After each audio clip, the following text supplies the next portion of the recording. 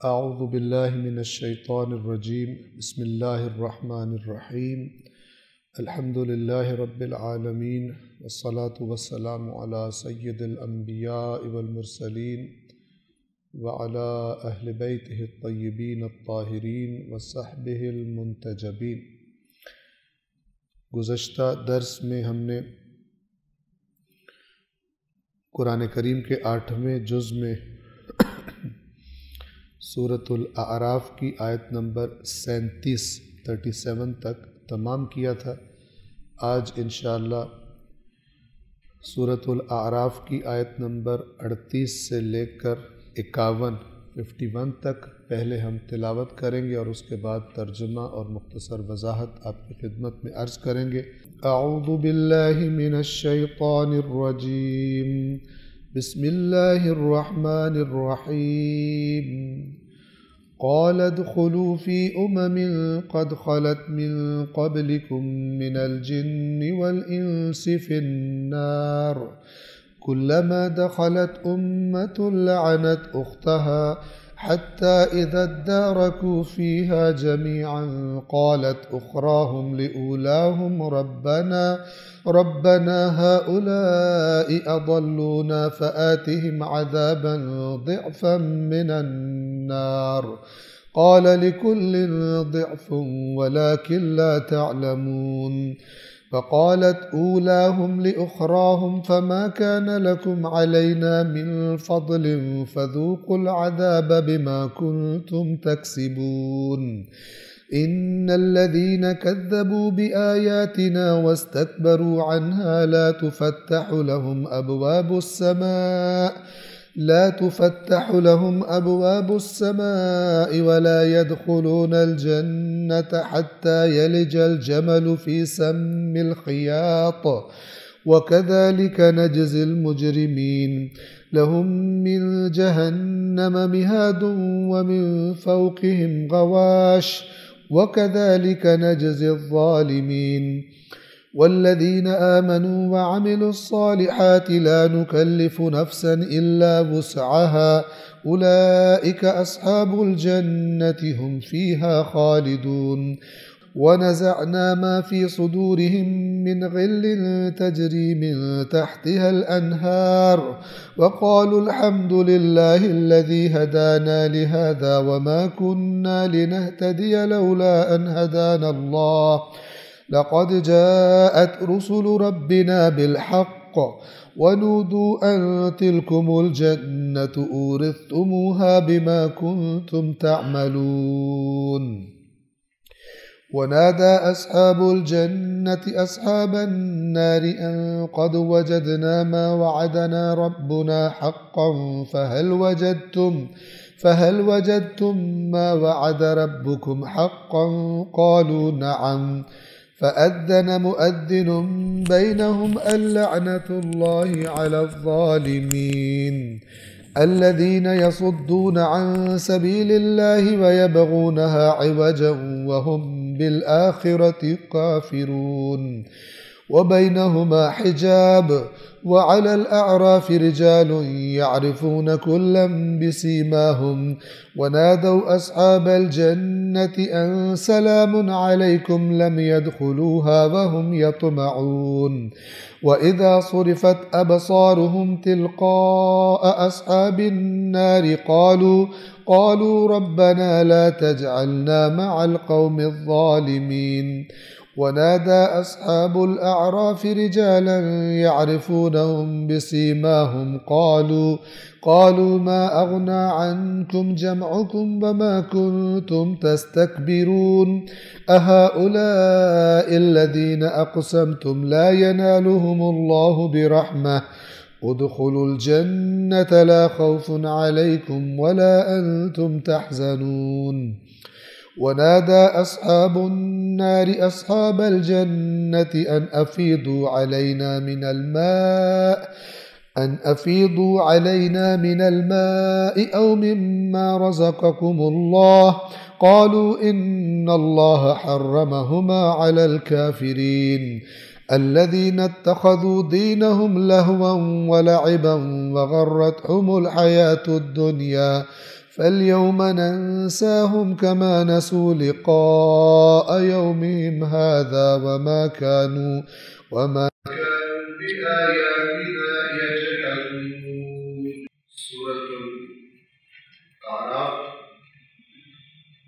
آیت نمبر 38 سے ہم ترجمے اور مختصر وضاحت کا آغاز کر رہے ہیں، لیکن بات پیچھے سے مضبوط کرنے کے لیے آیت نمبر 37 کو ہم تکرار کرتے ہیں۔ آپ کو یاد ہوگا گزشتہ درس میں جو آیات گزری تھی حضرت آدم اور حوا کے ابلیس کے قصے کا بیان تھا، اور اس میں یہ بتایا گیا کہ ابلیس کے وسوسے کا نتیجہ انسان کو شرمندگی کا سامنا کرنا پڑتا ہے، اور گویا کہ شیطان انسان کو پوریا کرنا چاہتا ہے، لباس کروانا چاہتا ہے، جو کہ خلاف ہے جو انسان کی فطرت میں اللہ نے رکھ دی۔ پھر یہ فرمایا تھا کہ یہ مکہ والے جب کوئی بے حیائی کرتے ہیں تو اپنے بزرگوں پہ رکھ کر اسے اللہ پہ ڈال دیتے ہیں کہ ہمارے بزرگوں کو ہم نے یہی کرتے دیکھا ہے اور اللہ نے ہمیں کہا ہے، چونکہ ہمارے بزرگ اللہ کو تو مانتے تھے تو اللہ نے کہا ہے۔ تو پھر اللہ تعالیٰ نے فرمایا کہ اللہ بے حیائی کا حکم نہیں دیتا، اللہ عدل و انصاف کا حکم دیتا ہے۔ اور اسی طرح پھر فرمایا کہ اس سے بڑھ کر آخری جو بات تھی وہ یہ تھی آیت نمبر 37 میں کہ اس سے بڑھ کر ظالم کون ہو سکتا ہے جو اللہ پر جھوٹ بہتان باندھے یا اس کی آیات کو جھٹلائے۔ ایسے لوگوں کو وہ حصہ ملتا رہے گا جو ان کے حق میں لکھا ہے، یعنی دنیا کی زندگی میں جب تک ان کی مہلت ہے، یہاں تک کہ جب ہمارے بھیجے ہوئے ان کی روح قبض کرنے کے لیے آئیں گے تو کہیں گے کہاں ہیں تمہارے وہ جنہیں تم اللہ کے سوا پکارتے تھے، اللہ کو چھوڑ کر پکارتے تھے۔ یعنی اب ان سے کہو تمہیں آ کر اللہ کی پکڑ سے بچائیں، جو تم نے الٹے سیدھے نظریات اپنے، جن کو تم نے اللہ کا شریک بنایا ہوا تھا اور جن کو تم پکارا کرتے تھے اور جن کے بارے میں تمہارا نظریہ تھا کہ وہ ہمیں چھڑا لیں گے، اب اللہ کے سوا تم جنہیں پکارتے تھے وہ کہاں ہیں؟ تو یہ جواب میں کہیں گے وہ ہم سے غائب ہو گئے۔ اور پھر اللہ فرماتا ہے کہ اپنے خلاف خود گواہی دیں گے اس بات کی کہ وہ کافر تھے، یعنی ہم دنیا میں کفر کرتے رہے، اصل میں ہم نے خرابیاں کرنی ہوتی تھی، ان خرابیوں کے لیے ہم دین کی تعریف کرتے تھے اور اس کو پھر بزرگوں پہ ڈال کے اور اللہ پہ ڈال کر ان خرافات کو جسٹیفائی کرتے رہتے تھے۔ آج وہ ساری چیزیں ہم سے گم ہو گئی۔ اب ان سے کیا کہا جائے گا آیت نمبر 38 سے، جو آج ہمارا آج کا درس یہاں سے شروع ہوتا ہے۔ قَالَ ادْخُلُوا فِي أُمَمٍ قَدْ خَلَتْ مِنْ قَبْلِكُمْ مِنَ الْجِنِّ وَالْإِنسِ فِي النَّارِ۔ اللہ فرمائے گا داخل ہو جاؤ ان امتوں میں، ان جماعتوں میں جو تم سے پہلے گزری ہیں، جن بھی اور انسان بھی آگ میں، یعنی تمہارا جو انجام ہم نے تیار کیا ہوا جہنم، اس کی آگ، تم بھی وہیں پہ چلے جاؤ جہاں پر تم سے پہلے والے جو لوگ تھے وہ وہاں پر موجود ہیں، اسی انجام سے تم بھی دوچار ہو جاؤ۔ اب یہ دیکھیے خداوند عالم یہاں پر جو تصویر دکھا رہا ہے جہنم کی، وہ ایک مکالمہ ہے، ایک ڈائیلاگ ہے ان لیڈرز، رہنماؤں اور ان کے فالوورز، پیروکاروں کے درمیان جو دنیا میں آپس میں کنیکٹڈ تھے۔ کچھ لوگ کچھ لوگوں کو فالو کرتے تھے۔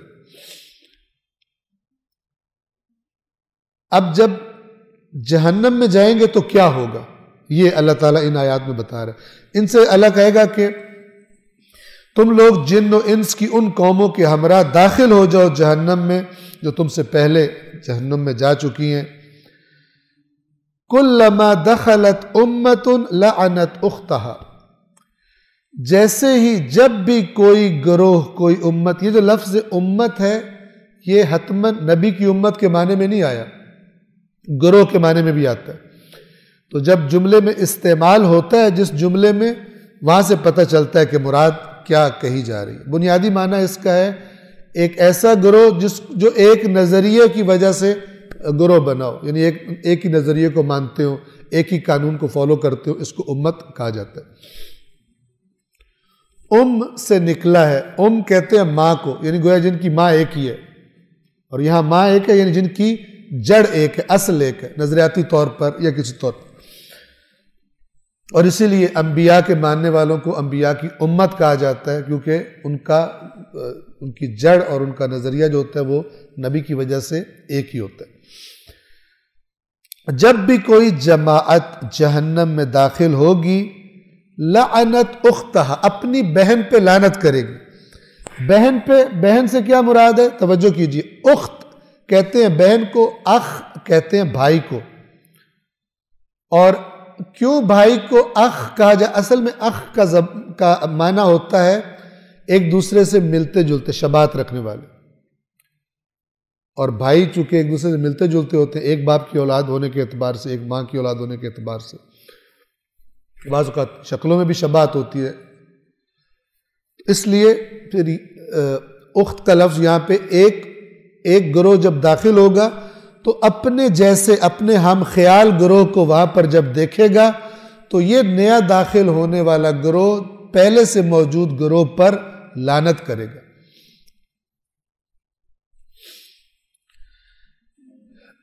حتی اذا ادارکوا فیہا جمیعا، یہاں تک کہ جب یہ سارے کے سارے گندے گروہ اکٹھے ہو جائیں گے جہنم میں، جمع ہو جائیں گے، قالت اخراہم لأولاہم، تو بعد میں آنے والی جماعت پہلے والی جماعت کے بارے میں کہے گی، ربنا، اے ہمارے رب، ہؤلاء اضلونا، یہ وہ لوگ ہیں جنہوں نے ہمیں گمراہ کیا تھا.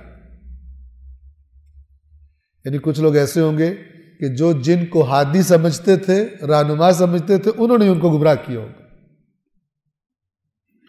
یہ قرآن مجید کا ایک بہت اہم موضوع ہے جس کی طرف جب تک بندہ خوب اچھی طرح اپنی عقل کو استعمال نہ کرے تو اس کو لگتا ہے میں تو ایسا نہیں، لیکن جب اچھی طرح آنکھیں کھول کے دیکھتا ہے پھر دیکھتا ہے کہ میں بھی اسی میں ہوں.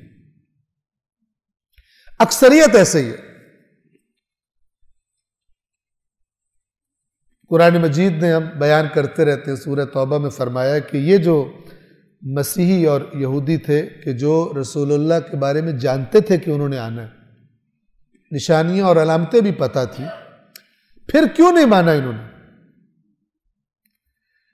اس لیے کہ بہت سارے اسباب بتائے ہیں، ان میں سے ایک سبب یہ بتایا کہ ان کے جو علماء تھے وہ کرپٹ تھے. سب نہیں، ہمیشہ ایسا ہوتا ہے، بیچ میں برے بھی ہوتے ہیں، اچھے بھی ہوتے ہیں، لیکن یہ جو شناخت کی بصیرت ہے یہ بہت کم لوگوں میں ہوتی ہے، کیونکہ لوگ سنجیدہ نہیں ہوتے. ٹھیک ہے، وہ بہت گہرائی سے کسی اچھے کرائٹیریا، جو حق کرائٹیریا اللہ نے دیا ہے، اللہ کے رسول نے دیا ہے، اس پر پرکھتے نہیں ہیں، ظاہر کو دیکھتے ہیں. مثلا جس کی زبان بڑی زبردست چلتی ہو کہتے ہیں بڑا عالم ہے، چاہے علم کے اعتبار سے ٹکے کا نہ ہو لیکن زبان چلتی ہو، اس کی انداز بہت زبردست ہو، کہتے جی بہت بڑے عالم کو ہم سن کر آئے. کیوں بڑا سمجھ رہے ہیں؟ اس کو علم، اس کے پاس کوئی کرائٹیریا نہیں ہے ٹھوس جس پہ پرکھ سکے. تو اسی طرح مسیحی اور یہودی جو عوام تھی حجاز میں اس وقت موجود تھی، مدینہ میں جو لوگ موجود تھے، آپ کسے سنتے رہتے ہیں، مبالغے کے لیے آ گئے، فلان ہو گیا، مدینہ کے یہودی، فدق میں رہنے والے، خیبر میں رہنے والے، ان سب کا ایک جو ان کی عوام کا بڑا فالٹ اللہ نے بیان کیا ہے، جو سبب بنا کہ انہوں نے اللہ کے رسول پر جس کا انتظار کر رہے تھے ایمان نہیں لائے، ان کے اسباب میں سے ایک سبب یہ تھا، اللہ فرماتا ہے انہوں نے اپنے علماء کو اپنا رب بنایا ہوا تھا. انہوں نے اپنے علماء کو اپنا رب بنا. کیا مطلب؟ ان کو سجدہ کرتے تھے, علماء کے سامنے عبادت کرتے تھے, ان کی نیت سے نماز روزہ کرتے تھے؟ نہیں. ائمہ سے سوال کیا, امام جعفر صادق علیہ الصلوۃ والسلام سے سوال کیا گیا کہ یہ جو اللہ نے کہا ہے کہ انہوں نے اپنے علماء کو اپنا رب بنا لیا تھا, تو اس کا کیا مطلب ہے؟ اللہ کی جگہ ان کی عبادت کرتے تھے. امام نے فرمایا واللہ نہیں, یہ نہیں کرتے تھے, بلکہ جس کو وہ حلال کر دیتے تھے یہ حلال سمجھتے تھے, جس کو وہ حرام کر دیتے تھے یہ حرام سمجھتے تھے, آنکھیں بند کر کے. یعنی بالکل توجہ کیجئے, وہ ایک ذات ہے کہ جب پتہ چل جائے اس نے کہہ دیا ہے, پھر چوں چرا کی اجازت نہیں ہے. جب اس کو مان لیا اپنا خالق اور مالک, توجہ فرما رہے, اس کا جب پتہ چل جائے حکم اس کا ہے, پھر مجھے سمجھ نہیں بھی آ رہا تو میں مانوں گا. جیسے ڈاکٹر کی بات مان لیتا ہوں, چاہے مجھے سمجھ نہیں بھی آ رہی ہوتی, جب مجھے اطمینان ہو کہ یہ ڈاکٹر اسپیشلسٹ ہے اور صحیح ہے تو میں اس کی بات مان لیتا ہوں. اسی طرح جو خدا کو حقیقت میں مانتا ہے, جب پتہ چل جائے اللہ کا حکم ہے تو پھر اس کی بات ماننی. یا اللہ تعالیٰ کہے کہ مثلا جو رسول کہے تم نے ماننا ہے. اب اگر مجھے رسول کی بات نہیں بھی سمجھ آ رہی تو رسول کہاں میں کہوں, مجھے جب میں نے مان لیا کہ یہ اللہ کا رسول ہے تو پھر ہر بات میں کہوں کہ مجھے سمجھ آئے گی تو مانوں گا. نہیں, یہ منافق ہوتا ہے. منافق یہی تھے, رسول اللہ کی جو بات ان کو سوٹ کرتی تھی مان لیتے تھے, جو نہیں سوٹ کرتی تھی چکر دے جاتے تھے. لہذا کھانے پینے والی جگہوں پہ اکٹھے ہوتے تھے, جہاں کوئی مشکل کام ہوتا تھا وہاں سے بھاگ جاتے تھے بہانے بنا کر, جہاد کا وقت آتا تھا بھاگ جاتے تھے. لیکن آیا اللہ رسول اہل بیت کے بعد بھی اس طرح ہے کہ جو کہہ دے ماننا ہے؟ نہیں. کچھ نہ کچھ کرائٹیریا بندے کے پاس ہونا چاہیے. اب سوال آتا ہے ذہن میں کہ وہ کرائٹیریا کہاں سے لائیں؟ وہ کرائٹیریا اللہ کی کتاب ہے کہ خلاف جو بات اللہ کی کتاب سے واضح پتہ چل رہی ہے اس کے خلاف بڑے سے بڑا عالم بات کرے, ادب سے کہا جائے کہ حل کر کے دیں, یہ اللہ کی کتاب میں لکھا ہوا ہے, آپ کی بات اس کے ساتھ مخالفت کر رہی ہے. وہ آپ سے کہے یہ فلانی حدیث ہے, تو آپ کہیں حدیث کے بارے میں بھی ہمیں یہی بتایا گیا ہے کہ حدیث جو قرآن کے خلاف ہو نہیں ماننی. تو ہمیں حل کر کے دے مسئلہ ادب و آداب کے ساتھ, یا تو حل ہوگا اور یا پھر حل نہیں ہوگا تو بات واضح ہو جائے گی. لیکن آنکھیں بند کر کے جو کہا جا رہا اسے مان لینا, اس مرض کو اللہ نے دیگر اسباب کے ساتھ ایک سبب قرار دیا, کیونکہ انہوں نے اپنے علماء سے کہا اور ان کو اپنے مفادات خطرے میں نظر آئے اللہ کے رسول کو مان لینے کی شکل میں. انہوں نے سمجھا ہماری چودراہٹ گئی, ہمیں جو چندے شندے ملتے ہیں سارے ختم ہو جائیں گے, پھر تو مرکز یہ بن جائیں گے. چونکہ دنیا پرست تھے, کرپٹ تھے, دین کو تحریف کر کے بتا کے پیسے کھانے والے تھے, انہوں نے اپنے لوگوں کو منع کر دیا, کہا کہ یہ نعوذ باللہ یہ نبی نہیں ہے, یہ جھوٹا دعویٰ کیا, یہ وہ نبی نہیں جس کا ہم انتظار کر رہے تھے. دیدہ دانستہ انکار کر دیا, کیونکہ وارے میں نہیں تھا ان کے اس نبی کو ماننا. پبلک کیوں خراب ہوئی ان کے پیچھے؟ اندھا دھن ان کی ہر بات ماننے کی وجہ سے, اور اپنی کتاب خدا سے, اپنی تورات سے دوری کی وجہ سے. اب اس قسم کے لیڈرز اور ان کے پیروکار دنیا میں ان کو رہنما بنایا ہوا تھا, کیونکہ انہوں نے بتایا تھا ان کو کہ تم سب جنت میں ہو. اب جب یہ پہنچیں گے جہنم میں تو یہ جو پیروکار ہیں وہ دیکھیں گے سامنے تو لیڈر پہلے سے موجود ہیں جن کے نظریات پہ چل کے ہم یہاں پہنچے. تو اللہ تعالیٰ فرماتا ہے کلما دخلت امت لعنت اختہا, جیسے ہی ایک گروہ داخل ہوگا اپنے جیسے اپنے ہم خیال ہم نظریہ دوسرے گروہ کو دیکھے گا, ان پہ لعنت کرے گا, یہاں تک کہ سب کے سب اس میں اکٹھے ہو جائیں گے. تو قالت اخراہم لأولاہم, تو بعد والی جماعت پہلی کے بارے میں کہے گی اے ہمارے رب ہؤلاء اضلونا, یہ ان لوگوں نے ہمیں گمراہ کیا تھا. گمراہ کون کرتا ہے؟ جس سے رہنمائی لی ہو. کہتے ہیں نا میں تو صحیح جا رہا ہوں, تو نے میرا بیڑا غرق کر دیا, تو نے مجھے ٹریک سے اتارا. کہیں گے انہوں نے ہمیں گمراہ کیا ہے. فآتہم عذابا ضعفا من النار، دنیا میں ان کے ہاتھ پاؤں چومتے تھے، وہاں کہیں گے یا اللہ ان کو ڈبل عذاب دے. آتہم عذابا ضعفا، ضعف کہتے ہیں دگنے کو، ان کو دگنا عذاب دے، من النار، آگ سے. قال، اللہ کی طرف سے کیا جواب آئے گا؟ لکل ضعف، دونوں کے لیے ڈبل ہے. ہمارے پاس رحمتیں بھی دینے کو بہت ہے، عذاب بھی بہت ہے. لکل ضعف، اور اس کا یہ کیوں کہا جا رہا ہے دونوں کے لیے ڈبل ہے، وہ اگلی آیت میں آ جائے گا. لکل ضعف، اللہ تعالیٰ فرمائے گا تم دونوں جماعتوں کے لیے ڈبل عذاب ہے. وَلَٰكِن لَا تَعْلَمُونَ، لیکن تم جانتے نہیں ہو. تم جانتے نہیں ہو، یہ اس تم جانتے نہیں ہو سے مراد دنیا کی حالت بھی ہو سکتی ہے کہ جس ٹریک پہ جا رہے ہو، جن کو اندھے ہو کے فالو کر رہے ہو، ٹھیک ہے، اپنا کوئی تمہیں سنجیدگی سے دین کو تم نہیں دیکھتے ہو، اللہ کی کتاب کو نہیں دیکھتے ہو، اندھا دھند چلے جا رہے ہو، تو تمہیں پتہ نہیں ہے کہاں جا رہے ہو.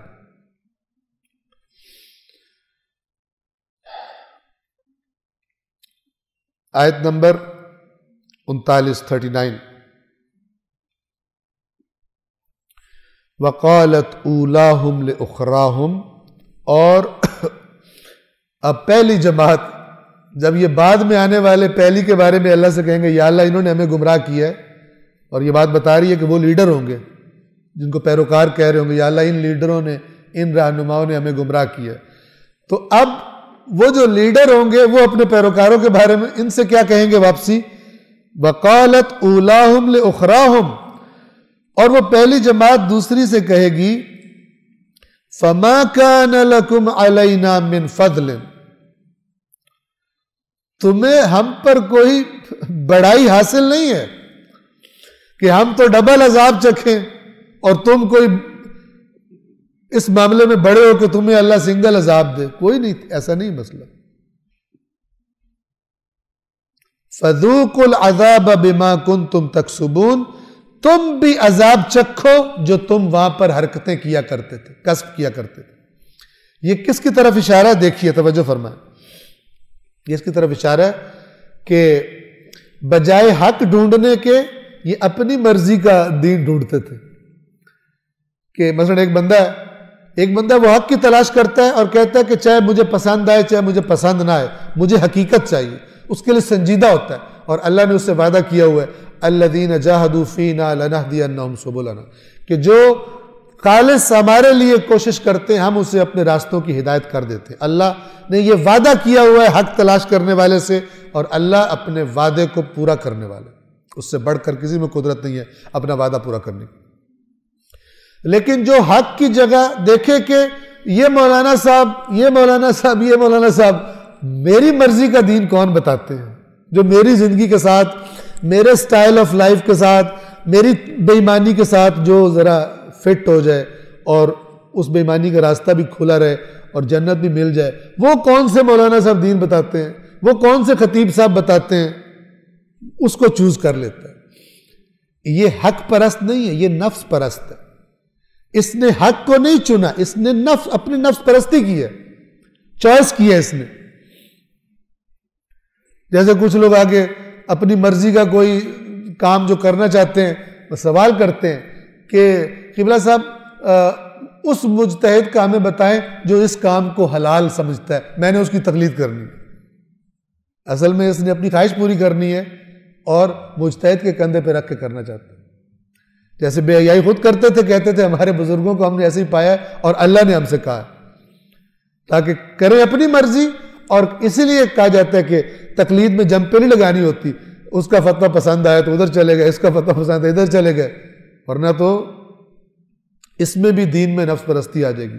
ایک کی مثلا تقلید کرنی ہوتی ہے، پھر اس کا کوئی فتویٰ آپ کو پسند ہے، کوئی فتویٰ نہیں پسند، آپ وہ نہیں کر سکتے، تبدیلی نہیں کر سکتے اپنی مرضی اور اپنی خواہش کے ساتھ. تو یہ اب لیڈرز اور پیروکار، جو ان پیروکاروں نے یہ لیڈرز کیوں چنے تھے، وہ لیڈرز ان کو کہہ رہے ہیں جہنم میں کہ تمہیں دنیا میں ہم پہ کوئی فضیلت نہیں تھی، اصل میں تم خود بھی گندے تھے، تمہیں اس لیے دل کرتا تھا، تم ہمارے پیچھے چلتے اس لیے تھے تاکہ تمہیں شارٹ کٹس ملتی تھی، لہٰذا فذوقوا العذاب بما کنتم تکسبون، پس تم اپنے کیے کے بدلے عذاب کا مزہ چکھو۔ 40 اب یہ جہنم کے اندر کی لڑائی اور لعنتیں ایک دوسرے پر، یہ تصویر دکھا کر اللہ تبارک و تعالی کلی ایک نتیجہ سامنے رکھتا ہے کہ جو جنت میں جانا چاہتا ہے وہ سن لے،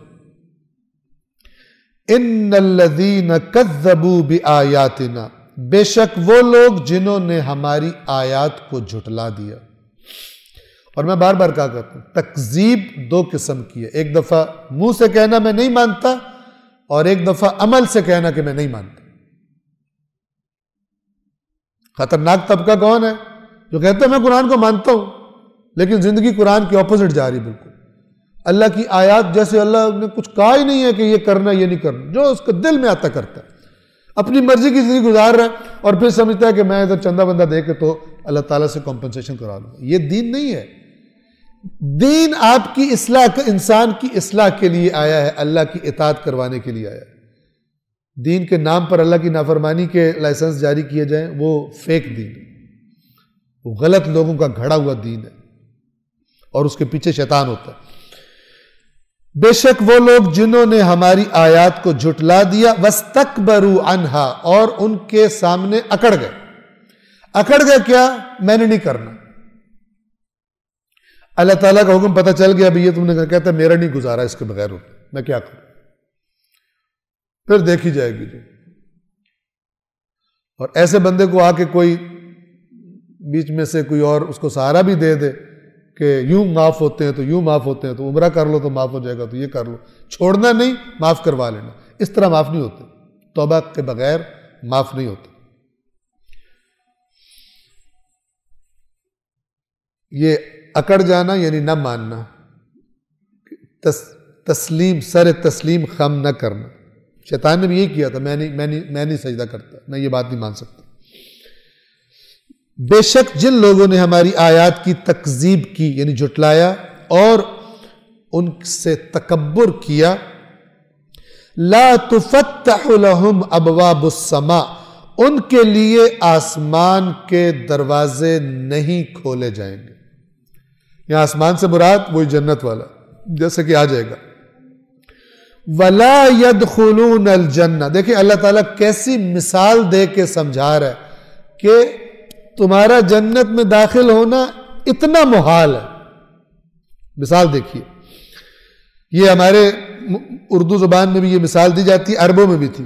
وَلَا يَدْخُلُونَ الْجَنَّةَ، اور یہ لوگ جنت میں داخل نہیں ہو سکتے، حَتَّى يَلْجَ الْجَمَلُ فِي سَمِّ الْخِيَاطِ، جب تک کہ سوئی کے اس ناکے میں سے، سوئی کے اندر جو سوراخ ہوتا ہے جس سے دھاگا گزارا جاتا ہے، جب تک اس کے اندر سے اونٹ نہ گزر جائے یہ لوگ جنت میں نہیں جائیں گے۔ اب سوئی کا جو سوراخ ہوتا ہے اس میں سے اونٹ گزر سکتا ہے، نہ سوراخ بڑا ہو اور نہ اونٹ چھوٹا ہو، محال ہے۔ یعنی اس کی اتنی کیپیسٹی نہیں ہے کہ وہ بڑی چیز کو اپنے اندر جگہ دے سکے، ٹھیک ہے؟ یہاں مثلا پانی کا جگ بھرا پڑا ہو اور ایک گلاس پڑا ہو، اور میں کہوں کہ یہ جگ کا پورا پانی اس گلاس میں آ جائے، نہیں آئے گا، باہر گرے گا۔ تو جب محال کی مثال دینی ہوتی ہے تو میں کہوں کہ میں تب تک آپ کی بات نہیں مانوں گا جب تک جگ کا پانی گلاس میں نہ پورا آ جائے۔ اس کا مطلب ہے آپ کیا کہیں گے؟ اس کا مطلب آپ نے بات نہیں مانی، چونکہ آپ ایک محال چیز کے ساتھ اس کو اٹیچ کر رہے۔ تو اللہ تعالیٰ کہہ رہے کہ جو لوگ ہماری آیات کو جھٹلاتے ہیں اور ہماری آیات کے سامنے اکڑ جاتے ہیں، نہیں تکبر کرتے، نہیں مانتے، ان کے لیے آسمان کے دروازے نہیں کھولے جائیں گے اور وہ جنت میں داخل نہیں ہوں گے جب تک کہ اونٹ، درزی، خیاط کہتے ہیں درزی کو، اور درزی کی سوئی یہاں مراد ہے، ٹھیک ہے؟ جب تک سوئی کے ناکے سے اونٹ کا گزرنا اونٹ نہ گزر جائے یہ لوگ جنت میں داخل نہیں ہو سکتے. یعنی یہ جو مثال جو دی ہے محال چیز کی، یہ اس لیے تاکہ سننے والے کو بات سمجھ میں آ جائے کہ کون جنت میں جانے والا ہے. آیات الہی پر ایمان لانے والا اور آیات الہی نے جو باتیں کی ہیں ان کے آگے سر جھکانے والا، ان کی اطاعت کرنے والا. یہ مزاج جنت میں جانے والا مزاج ہے. اور جو یہ مزاج نہیں ہے وہ جنت میں جانے والا مزاج نہ صرف یہ کہ مزاج نہیں، اللہ تعالیٰ کہہ رہا ہے اونٹ گزرے گا سوئی کے سوراخ میں سے تو جائے گا، ورنہ تو نہیں جا سکتا. وَكَذَلِكَ نَجْزِي الْمُجْرِمِينَ، اور ہم مجرموں کو اسی طرح جزا دیتے ہیں. مجرم، جرم یعنی گناہ، اللہ کی نافرمانی کرنے والا. 41 لَهُم مِّن جَهَنَّمَ مِہَادٌ، ان کے لیے جہنم ہی بچھونا ہے. وَمِن فَوْقِهِمْ غَوَاشٍ، اور ان کے اوپر سے وہی جہنم ہی ان کا اوڑھنا ہے. یعنی ان کا اوڑھنا بچھونا، ان کا بستر سمجھ لیں کیا ہوگی؟ وہ جہنم ہوگی. جرم کیا ہے؟ آیات پروردگار کی تکذیب اور آیات پروردگار کے آگے. اب بندہ اگر یعنی واقعاً ایمان رکھتا ہے تو اس کو تو بہت زیادہ حساس ہو جانا چاہیے کہ میں آیات پروردگار کو غور سے دیکھوں اور پھر دیکھوں کہ میں کسی کے خلاف تو نہیں جا رہا. ہونا یہ چاہیے، ایمان کا تقاضا یہ ہے. اور اگر ایمان نہ ہو تو پھر لاپرواہی ہوتی. وَكَذَلِكَ نَجْزِي الظَّالِمِينَ، اور ہم ظالموں کو ایسے ہی جزا دیا کرتے. 42 اب یہ ایک گروہ تھا. دوسرے کون ہیں ان کے مد مقابل؟ وَالَّذِينَ آمَنُوا وَعَمِلُوا الصَّالِحَاتِ، اور وہ لوگ جو ایمان لائے اور نیک اعمال بجا لائے. لا نکلف نفسا الا وسعها، یہ اللہ نے بیچ میں ایک جملہ معترضہ رکھا ہے. بات جاری ہے، یعنی یہ بیچ میں جملہ ایکسٹرا لایا گیا ہے ایک بات سمجھانے کے لیے کہ یہ جو اللہ کہہ رہا ہے اور وہ لوگ جو ایمان لائے اور نیک عمل کیے، یہ بھی ذہن میں رکھو کہ یہ جو اللہ تعالیٰ کہتا ہے یہ کام کرو، ہم کسی کو اس کی طاقت سے بڑھ کر تکلیف نہیں دیتے، ذمہ داری نہیں دیتے، کام اس کے ذمہ نہیں لگاتے. ایسا کوئی یہ نہ سمجھے کہ کوئی یہ نہ کہے کہ اللہ کے دین ہم سے تو شریعت پہ عمل نہیں ہوتا، ہمارا گزارا نہیں ہوتا، آج کے زمانے میں نہیں گزارا ہو سکتا شریعت کے ساتھ. یہ سب لغویات ہیں. اللہ تعالیٰ کہہ رہا ہے وہ لوگ جو ایمان لائے اور نیک اعمال انجام دیے اور وہ یہ جان لیں کہ لا نکلف نفسا الا وسعها، ہم کسی کو اس کی طاقت سے زیادہ ذمہ دار نہیں ٹھہراتے.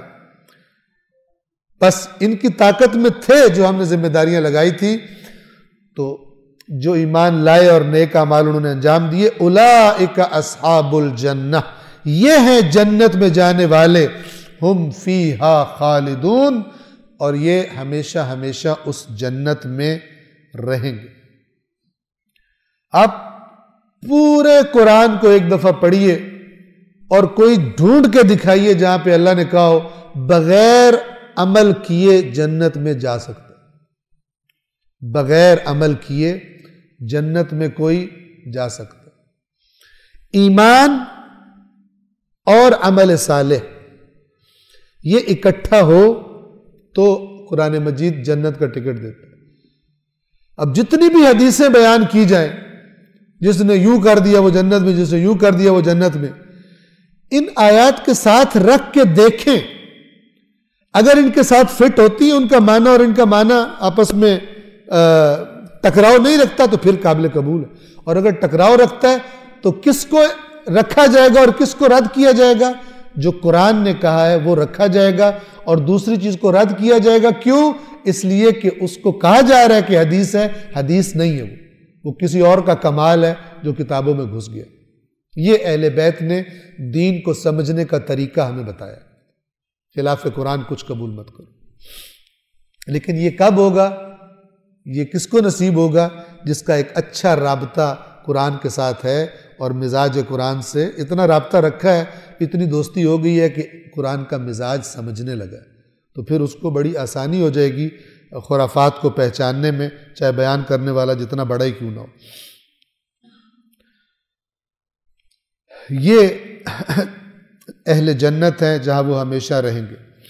اب اگلی آیت میں 43 میں ایک بہت خوبصورت بات ہے کہ جب جنتی جنت میں جائیں گے تو وہاں پر ایسے افراد بھی ایک دوسرے کے سامنے آئیں گے جن کی دنیا میں آپس میں مس انڈرسٹینڈنگ تھی، یعنی کوئی ناراضگی ہوگی۔ تھے مومن، ہو سکتا ہے نا انسان، چونکہ انسان کا علم محدود ہے، کسی غلط فہمی کی وجہ سے دو مومن مثلا ان میں تھوڑی پرابلم ہو گئی ہو اور ان کی زندگی میں ان کی صلح نہ ہو سکی ہو۔ اب انسان جب کسی ایسے کو جب دیکھتا ہے جو اس سے لڑائی ہے یا پسند نہیں ہے تو اس کو تکلیف ہوتی ہے، اور جنت میں تو تکلیف نہیں ہونی۔ جنت میں کوئی ایسی چیز نہیں ہونی جس سے کسی جنتی کو تکلیف ہو، اس کا دل پریشان ہو۔ لا خوف علیہم ولا هم یحزنون، بڑا پڑا قرآن اس جملے سے، نہ انہیں کوئی خوف ہوگا نہ انہیں کوئی غم ہوگا، ٹھیک ہے، کوئی پرابلم نہیں ہوگی۔ تو یہاں پر اللہ اس آیت میں بیان فرما رہا ہے آیت نمبر 43 میں وَنَزَعْنَا مَا فِي صُدُورِهِم مِّن غِلٍّ، اور ہم ان کے دلوں میں موجود جو عقدے ہوں گے وہ ہم نکال لیں گے آپس میں۔ اگر کسی کو کسی کے بارے میں کوئی ناراضگی تھی، کوئی پرابلم تھی، ہم ان کے دلوں میں سے نکال دیں گے۔ تجری من تحتہم الانہار، اور ان کے جن مقامات میں وہ ہوں گے ان کے نیچے نہریں جاری ہوں گی۔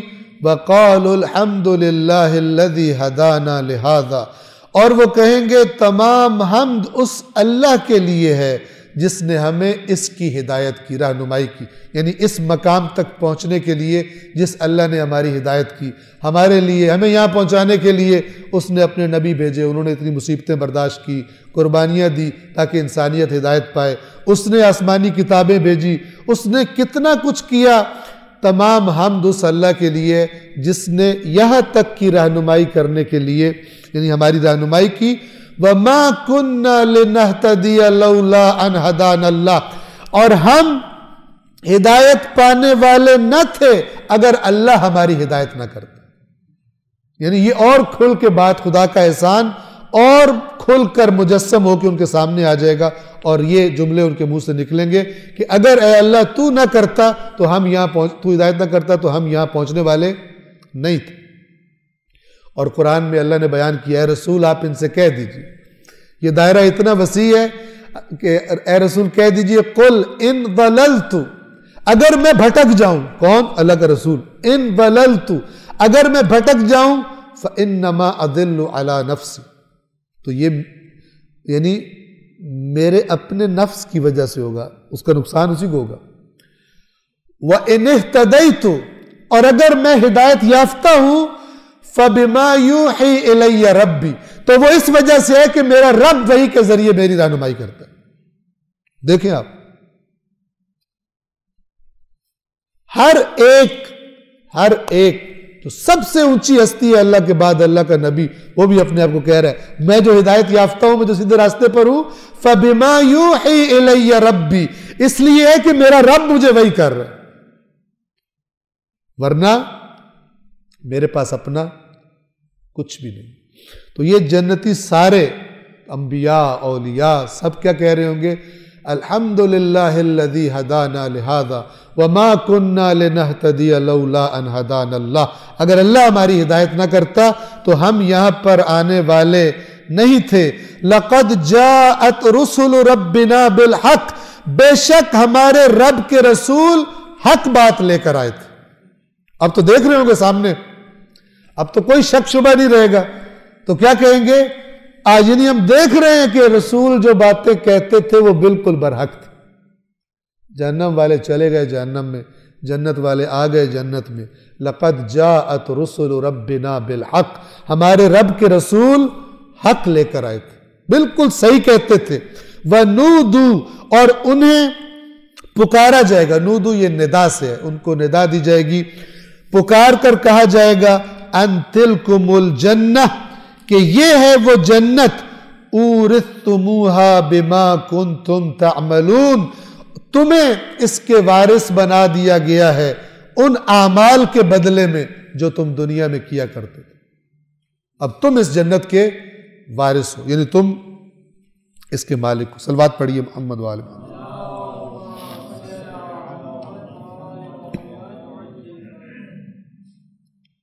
اب اس کے بعد جو آیات آ رہی ہیں وہ جنتیوں اور جہنمیوں کے درمیان ڈائیلاگ کی، گویا کہ کوئی ایسا مقام ہوگا کہ جیسے آیات میں آگے آ جائے گا کہ جہاں ایک طرف جنت ہے ایک طرف جہنم ہے۔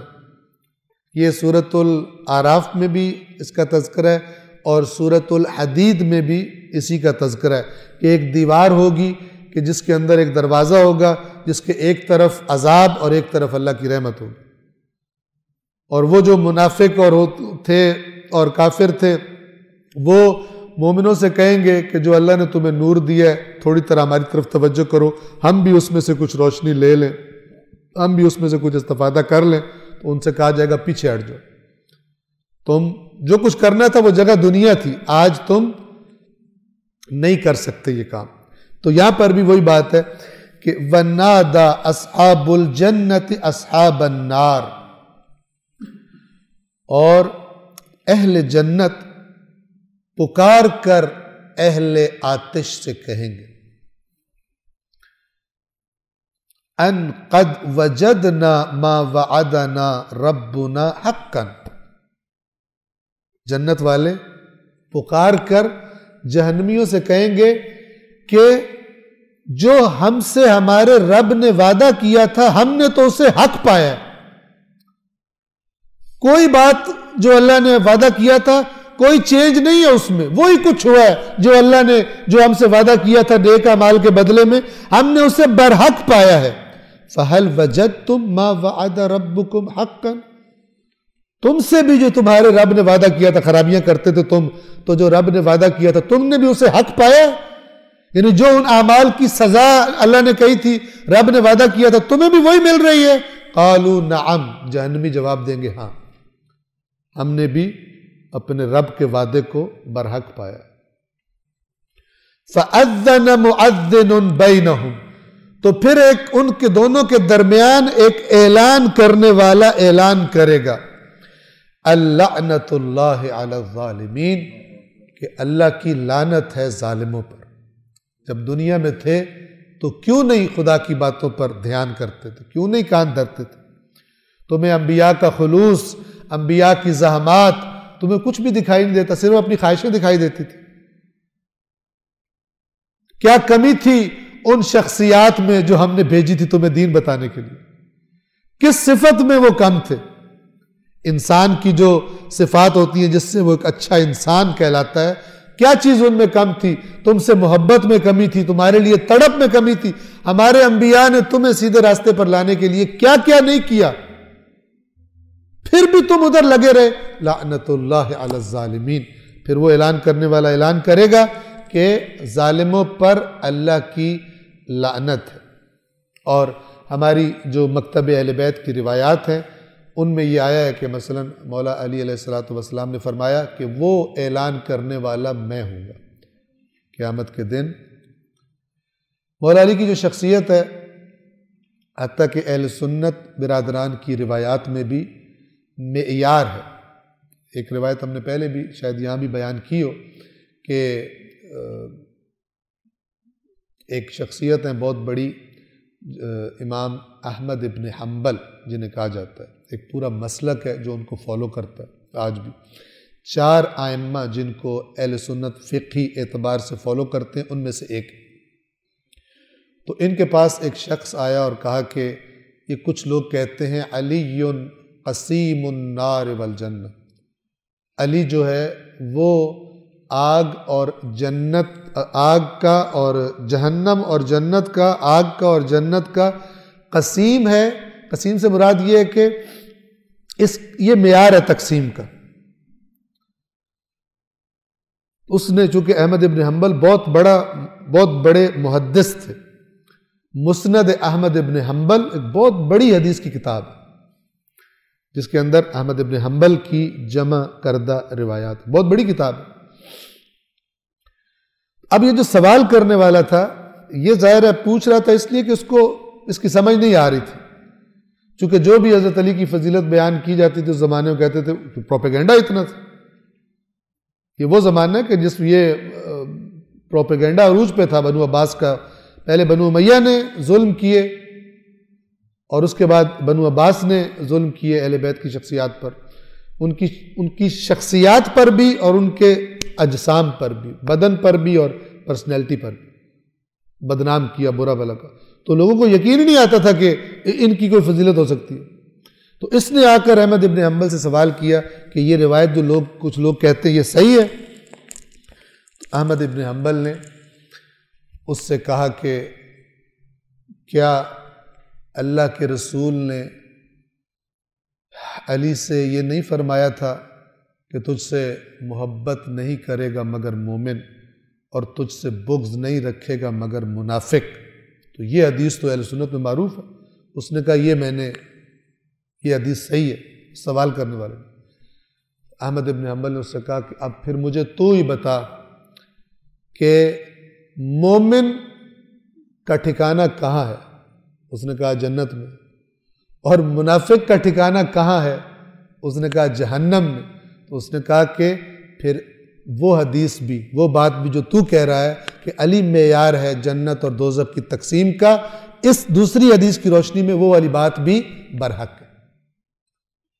تو علی معیار، لہٰذا یہ جو روایت ہے، ایک روایت جو میں نے عرض کی روایت اہل بیت میں کہ مولا فرماتے ہیں کہ وہ مؤذن، وہ اعلان کرنے والا میں ہوں. اور آپ کو پتہ ہے کہ جو سورۃ توبہ ہے، سورہ برات بھی جسے کہتے ہیں کہ اذان من اللہ و رسول، اور اللہ اور رسول کی طرف سے اعلان ہے کفار کے خلاف. یہ اعلان بھی کس نے کیا تھا؟ اللہ اور رسول کی طرف سے جو اعلان برات تھا یہ کس نے کیا تھا مکہ میں جا کر؟ مولا علی نے کیا تھا. کچھ بعید نہیں، ٹھیک ہے، کہ روز قیامت بھی اللہ تعالیٰ اسی شخصیت سے اعلان کرائے کہ جو معیار ہے، جس کی محبت اور جس کا بغض معیار ہے ایمان اور نفاق کا. فرق مومن میں اور منافق میں جس کی شخصیت کی محبت اور بغض ہو، اس کے بارے میں ایسی کوئی بات بعید نہیں ہے. صلوات پڑھیے محمد و آل محمد.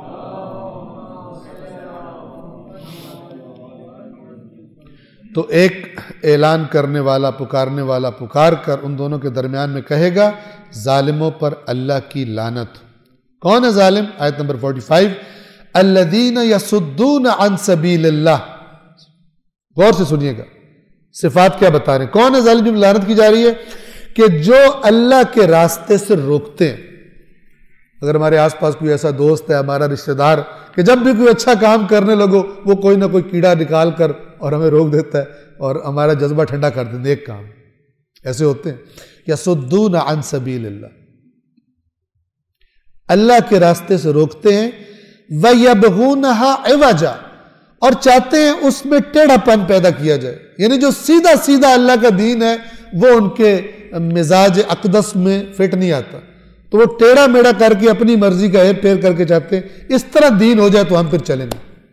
جیسے کافر رسول اللہ سے کہتے تھے یہ باتیں آپ ہماری مان لیں اور تو پھر باقی باتیں ہم آپ کی مان لیں گے، دونوں گھر خوش ہو جائیں. اللہ نے کہا یہ ہے رسول ہرگز آپ نے نہیں کرنا.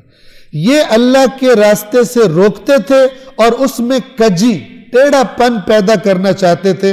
وَهُمْ بِالْآخِرَةِ كَافِرُونَ، اور یہ آخرت کا انکار کرتے تھے. یہ آخرت سے انکار کیا ہے؟ یاد رکھیے، توجہ کریں. ایک دفعہ عقیدہ ہونا کہ آخرت نہیں ہے، اور ایک دفعہ عمل سے یہ ثابت کرنا کہ آخرت کا یقین نہیں ہے. اور یہ قرآن نے بتایا ہوا ہے. کیا تو نے اس کو دیکھا جو قیامت کو نہیں مانتا، جھٹلاتا ہے؟ یہ وہی ہے جو یتیم کو دھکے دیتا ہے اور جو مسکین کو کھانا کھلانے کی ترغیب نہیں دیتا. اب اللہ بتا رہا ہے جس کی یہ صفات ہیں وہ قیامت کو جھٹلاتا ہے، چاہے لاکھ دفعہ کہتا رہے میں تو قیامت کو مانتا ہوں، لیکن اگر کوئی یتیم ہتھے چڑھ جائے تو اس کی بھی جو ظلم کر سکتا ہو کرے، اس کا مال کھا جائے. اور مسکینوں کی، غریبوں کی، محروم طبقے کی کوئی پرواہ نہیں ہے، اس کو خود کھائی جا رہا ہے، موجیں زندگی بہترین گزار رہا ہے. اللہ کہہ رہا ہے کہ جس کی یہ مزاج ہے وہ قیامت کو جھٹلاتا ہے، وہ نہیں مانتا. اب جب خدا کہہ رہا ہے کہ اس صفت والا نہیں مانتا تو پھر خدا کے مقابلے میں کوئی یہ نہیں کہہ سکتا کہ میں نے یتیم سے تو اچھا نہیں کر سکتا لیکن میں قیامت کو مانتا ہوں، میں مسکینوں کو مجھ سے نہیں یہ مسکینوں کا خیال رکھا جاتا کسی کا، میں نہیں کر سکتا، میں اتنی محنت سے کماتا ہوں جا کے ان کو کھلا دوں بیچ میں سے، یہ نہیں کرتا، یہ قیامت کو نہیں مانتا، یہ قرآن کا اعلان ہے۔ تو پس معیار ہمیں قرآن مجید کی آیات، آئینہ ہمیں قرآن مجید کی آیات کو بنانا چاہیے، اصل دین وہاں سے پتہ چلتا ہے۔ یہ آخرت کے منکر تھے، اگر جس کو پتا ہو کہ یہ جو میں اللہ کے راستے سے روک رہا ہوں اور میں اللہ کے دین کو میں ٹیڑھا پن پیدا کرنا چاہتا ہوں، یہ اتنی بڑی جسارت وہی کر سکتا ہے جس کو ہو کہ میں بچ جاؤں گا، لہذا یہ آخرت کو، اللہ کی گرفت کو یہ لوگ نہیں مانتے تھے۔ آیت نمبر 46، وَبَيْنَهُمَا حِجَابٌ، اور ان دونوں کے درمیان، جنتیوں اور دوزخیوں کے درمیان ایک حجاب ہوگا۔ یہاں پہ لفظ حجاب آیا ہے، اور سورۃ الحدید میں فَضُرِبَ بَيْنَهُمْ بِسُورٍ، سور کہتے دیوار کو، ان دونوں کے درمیان ایک دیوار ڈال دی جائے گی۔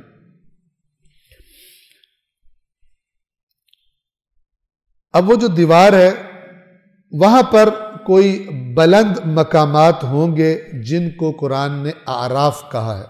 دیکھیے، وَعَلَى الْأَعْرَافِ رِجَالٌ يَعْرِفُونَ كُلًّا بِسِيمَاهُمْ، اور اعراف پر کچھ رجال کہتے ہیں مردوں کو، رجل مرد، رجال جمع ہے اس کی، کچھ مرد ہوں گے کہ جو دونوں کو، جنتیوں کو بھی اور جہنمیوں کو بھی، ان کی شکلوں سے پہچان رہے ہوں۔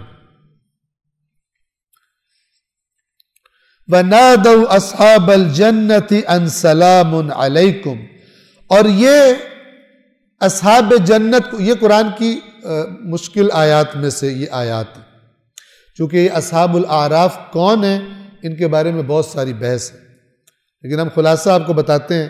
جو مکتب اہل بیت کی روایات، ہماری روایات میں بھی کچھ یعنی ایک دوسرے سے کانٹرڈکٹ ہونے والی باتیں ہیں، لیکن ساری بحث کرنے کے بعد جو علماء جن روایات کو ترجیح دیتے ہیں وہ یہ کہ یہ ہستیاں، اور ظاہر قرآن بھی اسی کی تائید کرتا ہے کہ یہ ہستیاں کوئی اہم ہستیاں ہوں گی، جیسے نبی، جیسے اللہ کے اولیاء، اور اہل بیت کی روایات کو دیکھیں تو اس میں یہ کہا گیا ہے کہ اصحاب اعراف ہم ہوں گے۔ تو یہ اصحاب اعراف کیا کہیں گے؟ پہلے یہ جنتیوں کو پکاریں گے اور کہیں گے سلام علیکم، تم پر سلامتی ہو، لم يدخلوها وهم يطمعون، اور وہ جنتی جو ہوں گے اس وقت گویا کہ جنت میں داخل ہونے والے ہیں، ابھی تک داخل نہیں ہوئے، داخل ہونے کا ان کا جی چار ہے، یہ اصحاب اعراف ان کو سلام کہیں گے۔ اور آیت نمبر 47، وَإِذَا صُرِفَتْ أَبْصَارُهُمْ تِلْقَاءَ أَصْحَابِ النَّارِ، اور جب ان اصحاب اعراف کی، اعراف والی ہستیوں کی آنکھوں کو جب پھیر دیا جائے گا اصحاب النار کی طرف، یعنی جنتیوں کو دیکھ رہے تھے، پھر جب ان کی آنکھوں کو پھیرا جائے گا اور ان کو جہنمی نظر آئیں گے، قالو، تو یہ اللہ سے دعا مانگیں گے، ربنا لا تجعلنا مع القوم الظالمین، اے پروردگار ہمیں ظالم قوم کے ساتھ قرار مت دینا۔ جیسے قرآن میں رسول اللہ سے بھی یہی دعا مانگنے کہا گیا ہے کہ اے اللہ، اے رسول دعا کیجئے کہ اے اللہ مجھے ظالموں کے ساتھ قرار مت دینا۔ اس کے بعد آیت نمبر 48، وَنَادَى أَصْحَابُ الْأَعْرَافِ رِجَالًا يَعْرِفُونَهُمْ بِسِيمَاهُمْ، اور اصحاب اعراف کچھ ایسے لوگوں کو پکاریں گے جنہیں وہ ان کی شکلوں سے پہچانتے ہوں گے۔ توجہ سے سنیے، قالو، اور ان کو پکار کے ان سے کہیں گے، ما اغنا عنکم جمعکم وما کنتم تستکبرون، آج نہ تمہاری جماعت تمہارے کام آئی اور نہ ہی جو تم اکڑا کرتے تھے۔ اس کا مطلب ہے یہ وہ لوگ وہ ہوں گے کہ جو دنیا میں دین کے خلاف یا مومنین کی جماعت کے خلاف لشکر کشی کرتے تھے، گروپ بنائے ہوئے تھے، ان پہ حملہ کرتے تھے، ان کی مخالفت کرتے تھے اور تکبر کرتے تھے۔ جیسے کفار کہا کرتے تھے تمہاری تعداد بھی کم ہے اور تمہاری طاقت بھی کم ہے، لہذا ہم تمہیں ختم کر دیں گے۔ تو اصحاب اعراف ان کو جب دیکھیں گے جہنمیوں میں تو ان سے کہیں گے کیا ہوا؟ ما اغنى عنکم جمعکم، نہ تمہاری جمعیت یعنی تمہاری جماعت نہ تمہارے وہ کچھ کام آئی، وما کنتم تستکبرون، اور نہ ہی تمہارا وہ جو تم تکبر کیا کرتے تھے، تم کہتے تھے ہماری جیسی چیز ہی کوئی نہیں، اکڑتے تھے، تمہاری اکڑ بھی آج تمہارے کچھ کام نہیں آئی۔ اور پھر وہ اصحاب اعراف انہی سے کہیں گے، آیت نمبر 49 ہے، اہؤلاء الذین اقسمتم لا ینالہم اللہ برحمہ، کیا یہی وہ لوگ ہیں جن کے بارے میں تم قسمیں کھا کر کہتے تھے کہ ان پر اللہ رحم نہیں کرے گا، ان کو اللہ کی رحمت نہیں ملے گی؟ یہ کون ہے؟ یہ قرآن میں بتایا ہوا ہے کہ انبیاء پر جب غریب مسکین طبقہ پہلے ایمان لاتا تھا تو مالدار یہ تانا دیتے تھے کہ ان کی حالت دیکھ لو، ان پہ اللہ کی رحمت ہے یا ہم پر ہے؟ ہمارے باغات دیکھو، ہمارے پروٹوکول دیکھو، ہماری شان و شوکت دیکھو، ہمارے لباس دیکھو، کس پر اللہ کی رحمت ہے؟ یا ان گھٹیا لوگوں پر؟ ان کی تو اوقات ہی نہیں ہے کہ اللہ ان کو کچھ دے، یعنی اپنی ظاہری دنیا کے مال کو اور دنیا کی دولت کو سمجھتے تھے اللہ کی رحمت کی علامت ہے، اور جن کے پاس یہ نہیں ہے ان کو اللہ نے اس قابل ہی نہیں سمجھا کہ ان پر یہ رحمت کی جائے۔ اب یہ جملہ جو دنیا میں بولا کرتے تھے، دیکھیں گے کہ وہ جن کے پاس کچھ نہیں تھا وہ جنت میں کھڑے ہیں، تو اصحاب اعراف اب ان جہنمیوں سے کہیں گے، ان کی طرف اشارہ کر کے، جنتیوں کی طرف جو دنیا میں مثلا غریب تھے، کہ یہ وہی لوگ ہیں جن کے بارے میں تم قسمیں کھاتے تھے کہ ان کو اللہ کی رحمت نصیب نہیں ہونی۔ ایک تو یہ توجہ کیجئے، ایک تو ہے کہ مالدار جو غریبوں کے ساتھ کرتے تھے، اور ایک وہ ہے کہ جو حق کی طرف بلا رہے ہوں ان کے مقابلے میں جو ان کے خلاف پروپیگنڈا کرنے والے ہیں وہ کہتے ہو کہ ان پر اللہ کی رحمت ہو نہیں سکتی، یعنی جو خود گمراہ ہے وہ حق والے کو گمراہ کہہ رہا ہو۔ جس طرح بنو امیہ نے مثال کے طور پر علی علیہ السلام کے خلاف پروپیگنڈے کروائے، علی اور اولاد علی کے خلاف جو ان کے بس میں تھا انہوں نے کیا، جبکہ علی کی فضیلت کس سے ڈھکی چھپی تھی؟ علی کی اسلام کے لیے خدمات، علی کی شجاعت، علی کی تلوار کس سے ڈھکی چھپی تھی؟ علی کے لیے رسول اللہ کے اعلان کہ علی اپنی تمام جنگوں میں برحق ہوگا۔ اس سب کے بعد تجھ سے محبت نہیں کرے گا مگر مومن، تجھ سے بغض نہیں رکھے گا مگر منافق، یہ سب پی گئے بنو امیہ، ڈکار لے گئے، اور کوئی کسر نہ چھوڑی علی اور اولاد علی کے خلاف پروپیگنڈا کرانے میں۔ اور کیا الفاظ نہیں بولے جا سکتے جو یہ بولتے تھے۔ کبھی کہتے تھے، کسی نے ایک جگہ بیٹھے ہوئے کہا کہ یہ علی کون تھا، تو دوسرے نے کہا یہ مدینے کے چوروں میں سے ایک چور تھا، نعوذ باللہ من ذالک۔ اس طرح کی جسارتیں یہ علی علیہ السلام کے بارے میں کیا کرتے تھے، ایسے زبان درازیاں کرتے تھے۔ تو یہ بھی ہوتا ہے کہ جو حق پر ہے باطل والا اسے کہہ رہا ہو تو گمراہ ہے، تو نے جہنم میں جانا ہے، تجھ پہ اللہ کی رحمت نہیں ہونی، ایسا بھی ہوتا ہے، آج بھی ہوتا ہے، ٹھیک ہے۔ جو ذرا زیادہ اپنے ساتھ بندے اس نے جمع کر لیے، ٹھیک ہے، ہو سکتا ہے حق پہ نہ ہو، ممکن نہ ہو، ممکن ہے ایسا ہونا، ممکن ہے، اور وہ کہ جو حق کی طرف بلا رہا ہے وہ اس کے پاس اتنے بندے نہ، اس کی جماعت نہ ہو، تو یہ اس سے کہیں کہ ہم تمہیں قسم کھا کے کہہ رہے ہیں کہ تم پہ اللہ نے رحم نہیں کرنا، تم لوگ گمراہ ہو۔ یہ پروپیگنڈا ہوتا ہے، یاد رکھیے، یہ ہر طاقت دوسری کے خلاف پروپیگنڈا کرتی ہے، تو کیسے بچنا؟ کون بچتا ہے؟ جس کو یہ جو صلاحیت ہے باتوں کو پرکھنے کی وہ موجود ہو۔ جیسے قرآن کہتا ہے نا، اے رسول فبشر عباد، میرے ان بندوں کو خوشخبری سنا دیجئے، الذین یستمعون القول، جو بات کو غور سے سنتے ہیں، فیتبعون احسنہ، اور جو بہترین بات ہوتی ہے اسے فالو کرتے ہیں۔ یہ خود بتا رہا ہے کہ ان کے اندر یہ چیزوں کو اینالائز کرنے کی صلاحیت موجود ہوتی ہے۔ جیسے ایک اچھا کاروباری، اسے پتہ ہوتا ہے جس چیز کا وہ کاروبار کرتا ہے، 1 نمبر مال، 2 نمبر مال، 3 نمبر مال، اسے پہچان ہو جاتی ہے، تبھی تو وہ صحیح کاروبار کر سکتا ہے۔ جس کاروباری کو پہچان ہی نہ ہو 1 نمبر 2 نمبر کی، وہ تو ہر جگہ فراڈ لگوا کے آ جائے گا۔ دین بھی یوں ہی ہے، لہذا اللہ نے فرمایا، اور اصول کافی میں روایت ہے، امام نے فرمایا اپنے صحابی کو کہ اے فلان دیکھ، اللہ نے ان کو خوشخبری دی ہے جو عقل استعمال کرتے ہیں، ہر ایک کو خوشخبری نہیں دی اللہ نے قرآن میں۔ اہل بیت کے ساتھ کیا پرابلم تھا؟ لوگ پروپیگنڈوں کی زد میں آئے ہوئے، اہل بیت سے زیادہ کون جن کا مقام رسول اللہ نے بیان کیا ہو، واضح بیان کیا ہو۔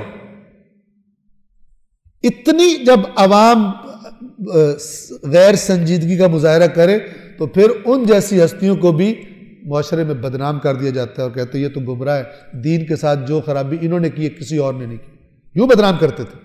علی اور اولاد علی یہ اسلام کے دشمن ہے سب سے بڑے، یہ پروپیگنڈا کیا ہوا ہے بنو امیہ کی مشینری نے اور اس کے بعد بنو عباس کی مشینری نے۔ کیا یہ وہی لوگ ہیں جن کے بارے میں تم قسمیں کھا کر کہتے تھے ان کو اللہ کی رحمت نہیں پہنچے گی؟ جیسے آج کل ایک مسلک دوسرے کو کہہ رہا ہوتا ہے قسم ہے تم تو جنت میں نہیں، یہ تو جنت میں نہیں جائیں گے، وہ جواب میں وہ بھی یہی کہہ رہے ہوتے ہیں تم سے بڑی قسم کھا کہتے ہیں تم کبھی جنت میں نہیں جاؤ گے۔ اس آیت کے ذیل میں ایک صلوات پڑھیے محمد و آل محمد پر۔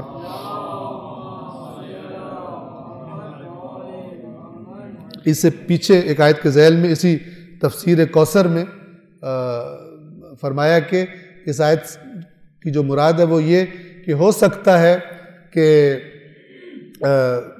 دو مختلف مسلک کے لوگ اللہ تعالیٰ جنت میں جمع کر دے، کہ جو سمجھتے تھے کہ یہ تو جا ہی نہیں سکتا، وہ یہ جا ہی نہیں سکتا، دو مختلف نظریات کے لوگ اللہ تعالیٰ ان کو جنت میں جمع کر دے اور وہاں پہ ان کی نفرت دور کر دے، وہ ایک ہی مسلک سے تعلق نہ رکھتے۔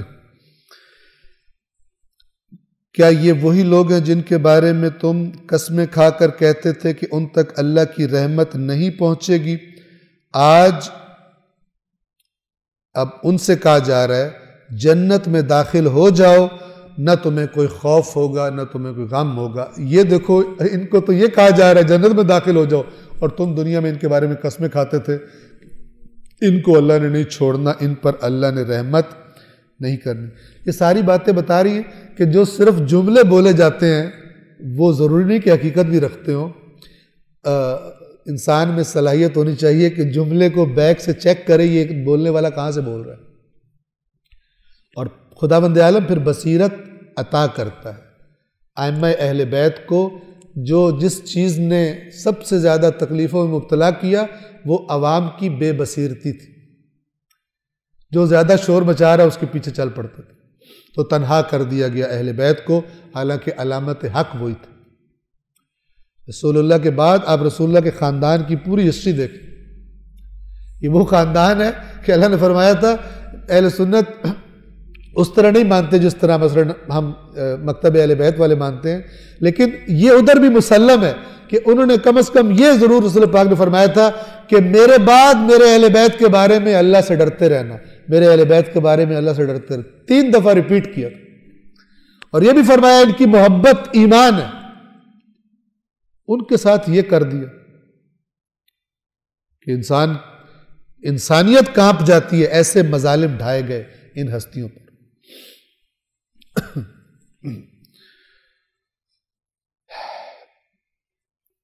آیت نمبر صلوات پڑھیے محمد و آل محمد پر۔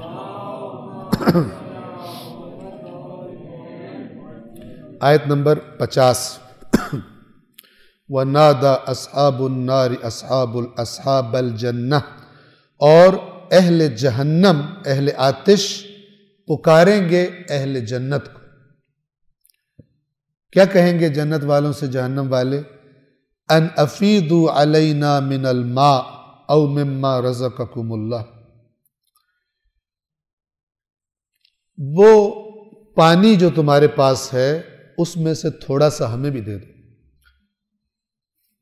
یا وہ چیزیں جو اللہ نے تمہیں دی ہیں رزق کے طور پر آج، اس میں سے کچھ ہمیں بھی دے دو۔